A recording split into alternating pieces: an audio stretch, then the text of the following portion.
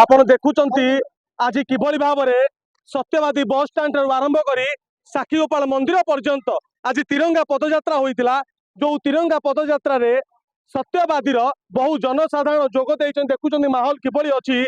भारतीय सेना जिंदाबाद, ऑपरेशन सिंदूर जिंदाबाद, भारत माता की जय यही डाकरे आज प्रकम्पित होता सारा सत्यवादी अंचल। देखुं महिला माने किभली भाव हाथ में तिरंगा पताका धरी भारतीय सेना मानक उत्साह देवाई कार्यक्रम जारी रही। आप देखुं माहौल किभली अच्छी। पुरी सांसद अच्छा, सत्यवादी विधायक अच्छा, सारा सरकारी कर्मचारी उपस्थित अच्छा।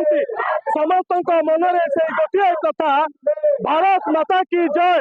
आम सहित जोड़ी पुरी सांसद आगे स्वागत करुच्ची। माहौल के खुशी आग्रह दौर देखु आप जानते जो भली भाव 6 और 7 राति ऑपरेशन सिंदूर सक्सेसफुल है, सफल है। जो भली भाव पाकिस्तान भितर भारतर सैन्य शौर्यर आम डेमोन्स्ट्रेशन करूँ। 9टा आतंकवादी ठिकाना को ध्वस्त करी ये प्रथम थर पर पूरा विश्व में होती।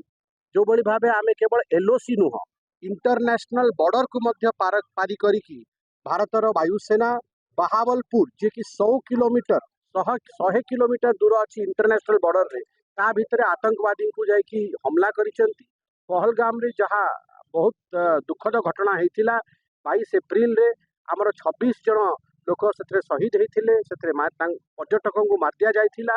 बहुत दुखकर विषय। प्रधानमंत्री नरेंद्र मोदी प्रतिश्रुति देते देश को कि आम अकल्पनीय सजा देवु, अकल्पनीय आम निर्यातना देवु आतंकवादी मानू। आ प्रधानमंत्री नरेंद्र मोदी ऑपरेशन सिंदूर माध्यम से काम पूर्ण कर। आज सत्यवादी असेंबली सेगमेंट रे आमर समस्त अधिकारी वृंद अच्छा, समस्त जनसाधारण अच्छा, दल मत निर्विशेष समस्त आज घर बाहरी आसचंती। भारतीय सेना को सैल्यूट करुचंती। और भारत प्रधानमंत्री को मध्य धन्यवाद आम अर्पण करूँ। आम आशीर्वाद नापे आसीचु आज महाप्रभु गोपाल जी आशीर्वाद नबू, माँ राधाराणी आशीर्वाद नबू। आशीर्वाद पाई ऑपरेशन सिंदूर सफल है। आप केवल पूरी जिलार सांसद नुहे, आप विश्व स्वतंत्र परिचय अच्छी।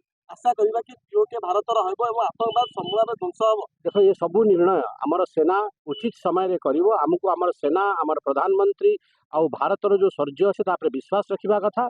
जहाँ जिते बेल दरकार भारतर सेना ताहा करिवो।